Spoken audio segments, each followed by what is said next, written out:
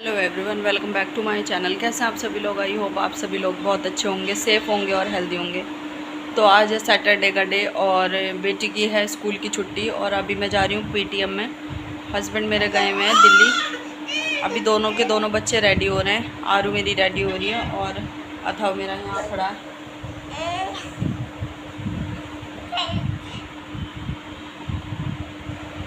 बहुत शैतानी कर रहे हैं दोनों। बस तैयार होते हैं जल्दी से, बाल अभी गीले हो रहे हैं। फटाफट चलते हैं पीटीएम में, देख के आते हैं क्या बताती है मैडम इसकी।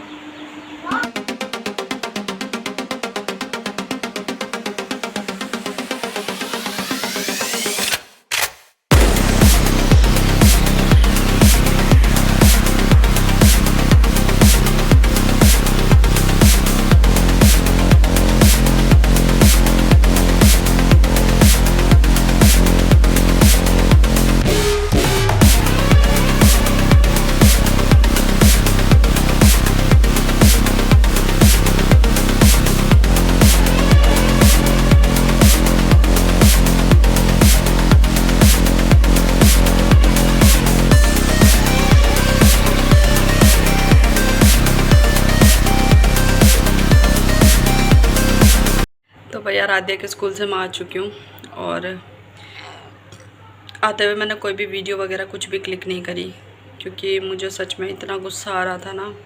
आपको पता है मेरी ना बहुत गंदी वाली बहस हुई है ई रिक्शा वाले से। बस रीज़न ये है कि मैं जब यहाँ से निकली, मैं पैदल पैदल निकल रही थी, गेट पे मुझे ई रिक्शा वाला मिल गया। तो मुझे लगा कि चलो भाई यहीं से बुक कर लेती हूँ और यहीं से सीधे वापसी आ जाऊँगी। तो मैं ऐसे ही करती हूँ हमेशा जब मैं अकेली होती हूँ। तो ये बात हुई कि 30 रुपये जाने के लेगा, 30 रुपये आने के। मैंने कहा कोई बात नहीं, ठीक है भैया ले चल। अब क्या हुआ कि जब मैं वहाँ स्कूल में पहुँची तो वहाँ ऑलरेडी एक पेरेंट थे। तो जब कोई चैम्बर में है टीचर के, बैठ के बात कर रहा है, तो मैं ज़बरदस्ती घुस तो जाऊँगी नहीं। तो मुझे वेट करना पड़ा और वो वेट लगभग 15 से 20 मिनट का वेट था, ज़्यादा लंबा वेट नहीं था। तो वो जब मैं बाहर निकल के आई तो वो ई रिक्शा वाला मुझ पे बेवजह चिल्लाने लगा। बहुत गंदी तरीके से बदतमीज़ी करी उसने मुझसे कि मैडम ऐसा थोड़ी ना होता, आप अगर 1 घंटा लगाना था तो मुझे बोल देती है 1 घंटा में, 1 घंटा बाद आ जाता है, ऐसा वैसा करके। तो मुझे मतलब बहुत बुरा सा फ़ील हुआ। मन तो करा कि मैं उसे 30 रुपये दे के अभी के अभी उसे रफ़ा दफ़ा कर दूँ। फिर मैंने सोचा कि हालांकि मैं वहीं से दूसरा रास्ता है जिससे मैं कॉलोनी में अंदर के अंदर पैदल आ सकती थी, लेकिन बच्चों का साथ था तो बच्चे भी थक जाते और मैं भी गोद में नहीं ले पाती। तो मैं उस टाइम चुप हो गई, क्योंकि होता है ना कि कभी कभी हमारे पास दूसरा ऑप्शन नहीं होता है।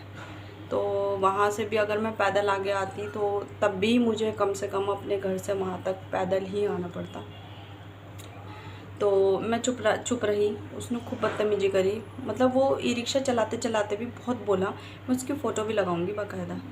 खूब बोला, बहुत अजीब तरीके से बोला कि मुझे ऐसा लगा कि मेरे साथ ना कभी इस तरीके से किसी ने बात नहीं करी।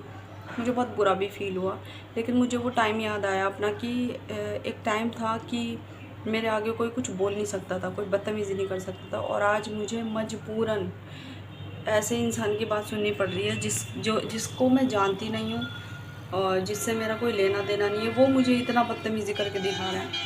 तो जब मैं उतरी गेट पे, मैं वो आता तो अंदर ही, पर मैंने गेट पे ही उसे बोल दिया रुक जा यहीं पे, मैंने यहीं रोक दे। मैंने अपने बैग से 100 रुपये निकाले और उसके मुंह पे दे के मारे। मैं ये नहीं कह रही कि ये घमंड था, ये उसकी बदतमीज़ी का नतीजा था। उसने मुझे ये करने पे मजबूर करा और मैंने कहा अब यहाँ से निकलता बन।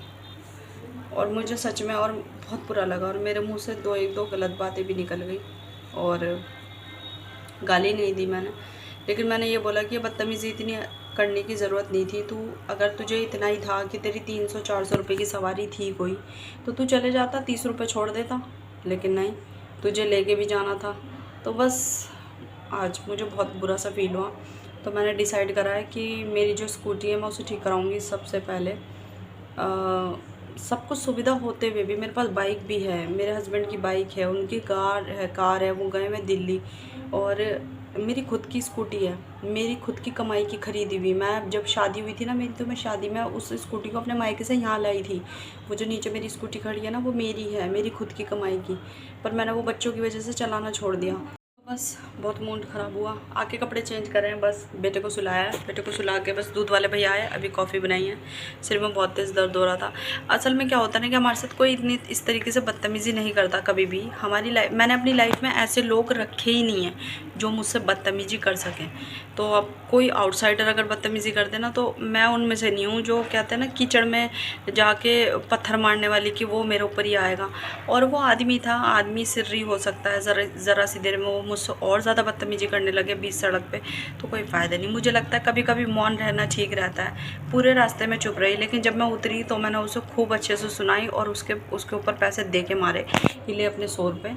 और लगता नहीं कि उसको भी ये चीज़ अच्छी लगी होगी, पर सामने वाले इंसान को उकसाना नहीं चाहिए, किसी भी इंसान को। ठीक है, मैं मानती हूँ, मैंने ज़बरदस्ती तो किया नहीं, मेरी मजबूरी थी। और वहाँ पे अगर कोई और पेरेंट नहीं बैठा होता तो सबसे पहले मेरी ही बारी आती। वो जस्ट लेडी मेरे से पहले पहुँच गई, बस इतना हुआ, दैट्स इट। तो चलो भाई, वीडियो को करते हैं कंटिन्यू, क्योंकि शाम को मुझे जाना है बाहर। और कहाँ जाना है, क्यों जाना है, क्या करने जाना है, सब कुछ देखने के लिए आपको वीडियो को देखना होगा एंड तक। वीडियो अच्छी लगे तो like, subscribe, share, bell icon को क्लिक ज़रूर करना। तो रस्तोगी जी थोड़ी देर में आने वाले थे, उससे पहले यहाँ पे आ गया एक छोटा सा पिजन। वो इतना प्यारा लग रहा था ना, ये वही पिजन है जो हमारे ऊपर बालकनी में पला बड़ा है। मतलब मैंने इसे अंडे में से बड़े होते हुए देखा है। और यहाँ मेरा बेटा कर रहा था शैतानी, मैं बस इसे देख रही थी कि क्या करे। इसने ना रिमोट सोफ़े के पीछे की तरफ डाल दिया ताकि वो नीचे गिर जाए, और दिमाग लगा रहा था कि ये निकल ही जाए, लेकिन निकला नहीं, वो और भी नीचे अंदर घुस गया था। तो बस मैं देख रही थी कि कितना ज़्यादा शैतान हो गया। उसके बाद हम तैयार हो गए थे, मैं और रस्तोगी जो हम दोनों निकल गए थे ग्रॉसरी लाने के लिए। जी हाँ, आज 2 महीने कंप्लीट हो गए हैं और 2 महीने के बाद अब मैं फिर ग्रॉसरी के लिए जा रही हूँ। मैं बीच में कोई भी सामान नहीं मंगाती हूँ, मैं एक बार में ही 2 महीने का राशन भर लेती हूँ, जो कि 2.5 महीने तक चल जाता है।